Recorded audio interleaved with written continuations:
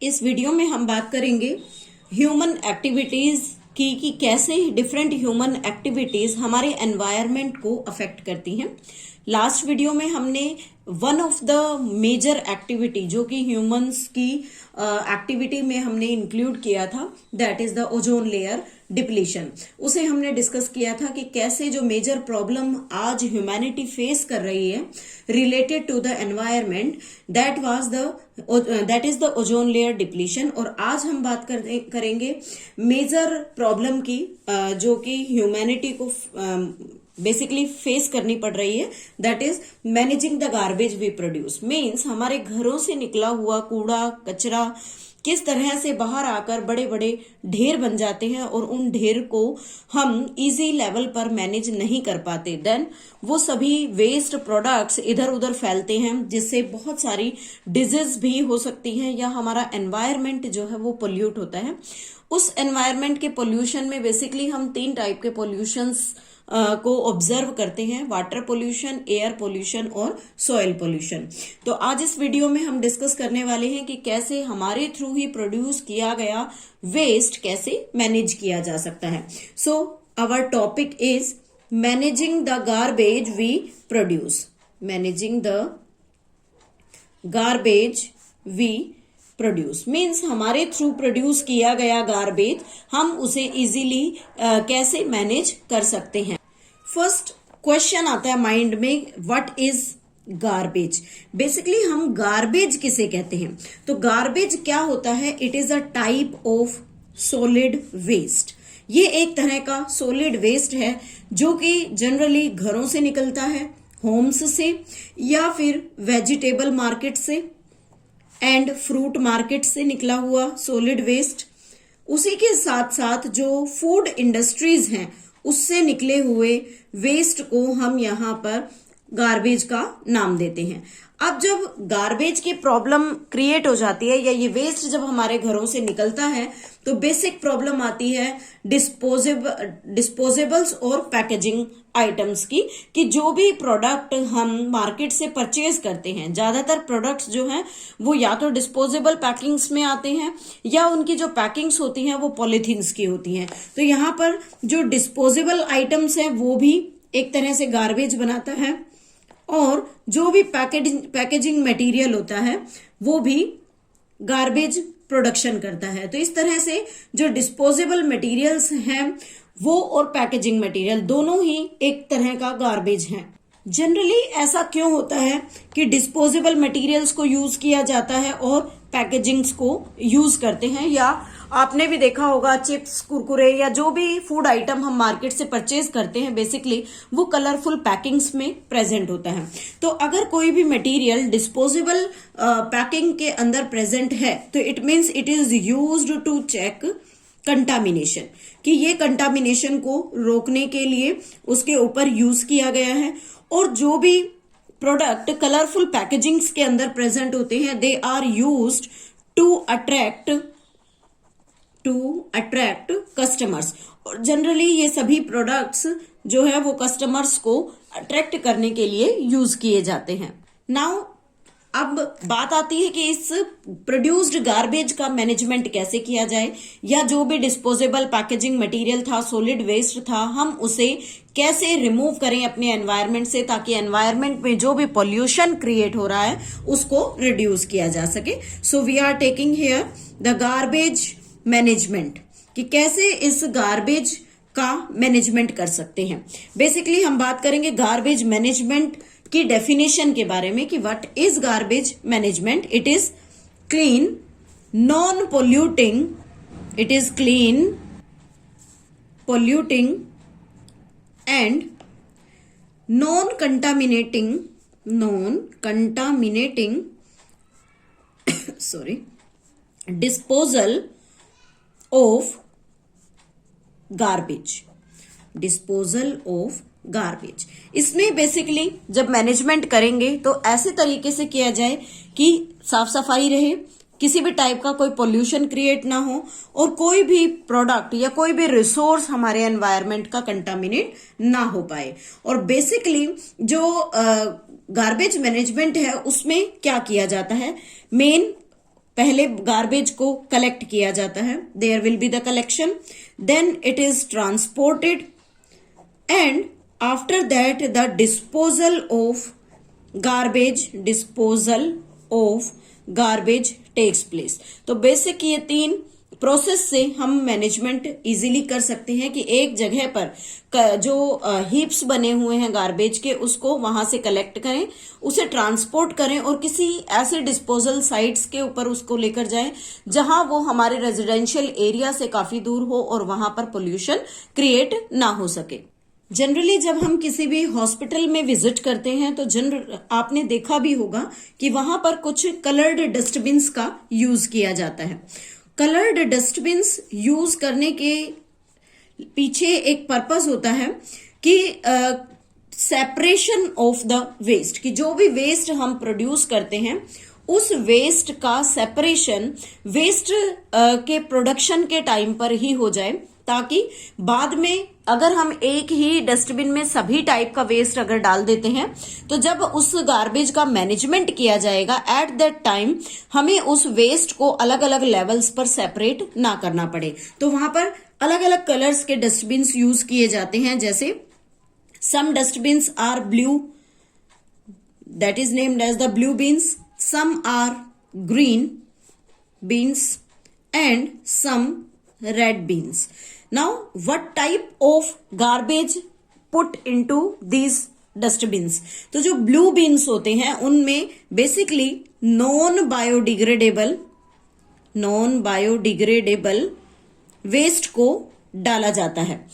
Non biodegradable हम last videos में discuss कर चुके हैं। ग्रीन बीन्स के अंदर सभी टाइप का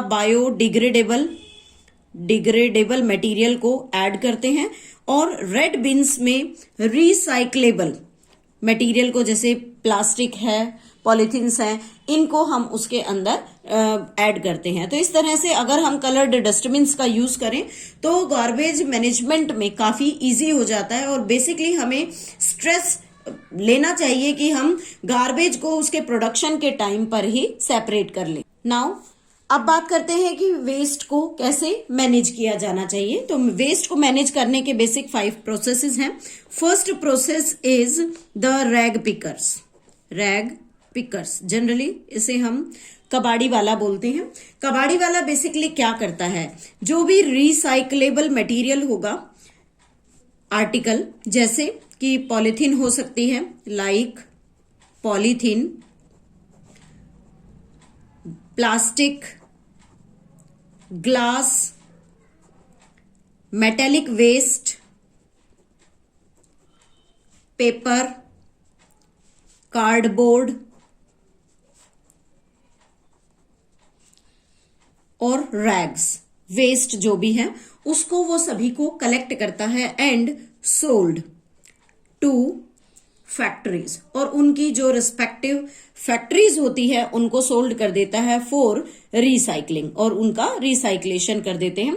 रिसाइकलिंग करने के बाद बेसिक जो प्रोडक्ट्स होते हैं, जो उसी से प्रोडक्ट्स बनेंगे दोबारा से रिसाइकलिंग के बाद, न्यू प्रोडक्ट्स जो है वो मार्केट में वापस से अवेलेबल करा दिए जाते हैं। तो इस तरह से जो नॉन बायोडिग्रेडेबल वेस्ट है जिसमें रिसाइक्लेबल मटेरियल है, हम उसे मैनेज कर सकते हैं।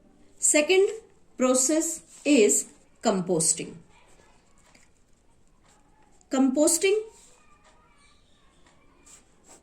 कंपोस्टिंग एक ऐसा प्रोसेस है जिसमें हम बायोडिग्रेडेबल वेस्ट से मैन्योर और कंपोस्ट को प्रिपेयर कर सकते हैं।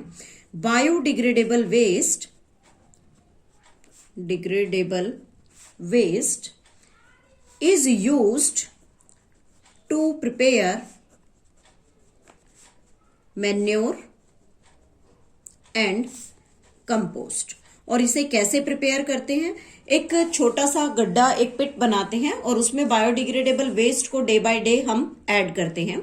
जब वो पिट पूरी तरह से फुल हो जाता है तो उसके बाद उसके ऊपर एक लेयर हम सॉइल की डाल देते हैं। देन सॉइल के अंदर प्रेजेंट जो माइक्रोब्स होते हैं, बैक्टीरियाज हैं, वो धीरे धीरे उस बायोडिग्रेडेबल वेस्ट का डिग्रेडेशन करेंगे, उसे डीकम्पोज करेंगे एंड फाइनली जो वहां पर ब्लैक सब्सटेंस तैयार होगा, दैट इज ह्यूमस, उसे हम गुड क्वालिटी कंपोस्ट बोलते हैं, और उस कंपोस्ट को हम अपने फील्ड्स में फर्टिलिटी पावर को इंक्रीज करने के लिए यूज कर सकते हैं। तो इस तरह से बायोडिग्रेडेबल वेस्ट को यूज करके कंपोस्ट प्रिपेयर किए जाते हैं। उसके बाद आता है third is sewage treatment. Sewage treatment, sewage treatment में जो सीवेज वेस्ट होता है उसे ट्रीट किया जाता है। Sewage waste is treated at 2 levels. 2 अलग अलग लेवल्स पर उस वेस्ट को ट्रीट करते हैं। जैसे पहला फिजिकल लेवल पर ट्रीट करते हैं, फिजिकल लेवल में बेसिकली फिल्ट्रेशन करते हैं, फिल्ट्रेशन एंड सेडिमेंटेशन, 2 प्रोसेस के थ्रू उसे ट्रीट किया जाता है। उसके बाद जो भी यहां से जो वेस्ट निकलता है उस वेस्ट को फिर बायोलॉजिकल लेवल पर लेकर जाते हैं, जो कि सेकेंडरी टाइप का ट्रीटमेंट होता है। और इस बायोलॉजिकल लेवल पर फ्लोक्स की हेल्प से, फ्लोक्स मीन्स बैक्टीरिया और फंगस की हेल्प से वेस्ट को प्रॉपरली ट्रीट करते हैं। और उस वेस्ट यानी कि जो वाटर है, वेस्ट वाटर है, उस वेस्ट वाटर में प्रेजेंट जितना भी मटेरियल था, वेस्ट था, सीवेज था, उसको कंप्लीटली वहां से फिनिश कर दिया जाता है, ताकि उसके बाद जो वेस्ट वाटर था जिसका प्रॉपर ट्रीटमेंट हो चुका है, then it is discharged into the water body, और उसके बाद उसे डिस्चार्ज कर दिया जाता है वाटर बॉडीज के अंदर। इस तरह से सीवेज ट्रीटमेंट किया जाता है। नेक्स्ट प्रोसेस आता है incineration. Fourth one is incineration.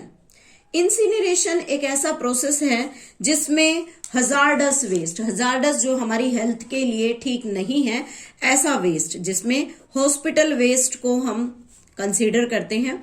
Hospital waste क्योंकि उसके अंदर ज्यादातर केमिकल्स होते हैं, या कोई टिश्यू होता है जिसका जो सर्जरी के थ्रू बॉडी से निकाले जाते हैं, या फिर कोई पार्चुरेशन केसेस हैं, उनके बाद निकलने वाला जो प्लेसेंटा है, इन सबको ओपनली डिस्पोज नहीं किया जाता। तो उसके लिए एक प्रोसेस यूज करते हैं incineration.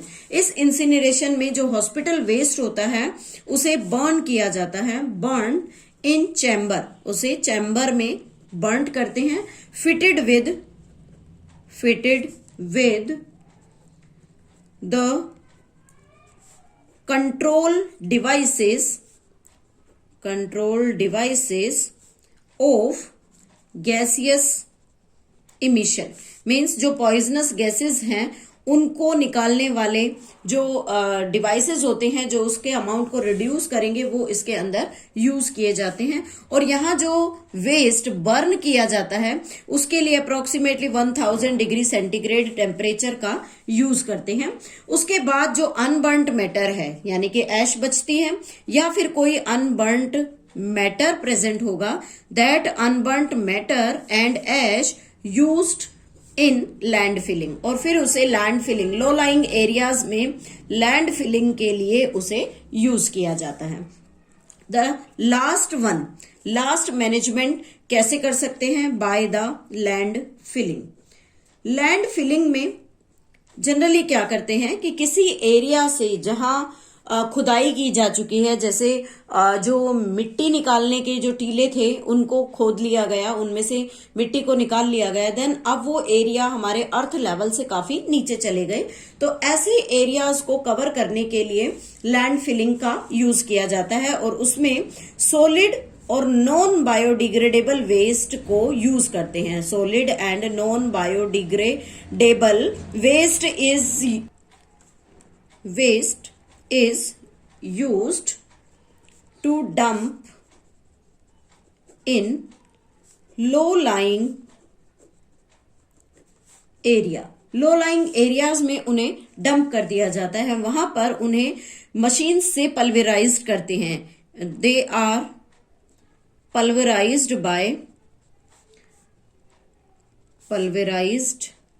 by machine, different machine से उसे पल्वराइज्ड करते हैं, and after that they and covered by the soil, और फिर उसे अर्थ के लेवल पर लाकर सॉइल से कवर कर दिया जाता है। So this is about the different processes of the garbage management, कि हम कैसे अपने आसपास प्रोड्यूस हुए गार्बेज का मैनेजमेंट कर सकते हैं और अपने एनवायरनमेंट को फ्री, कंटामिनेशन फ्री या पोल्यूशन फ्री बना सकते हैं. So this is all about the chapter our environment. With this video the chapter completed.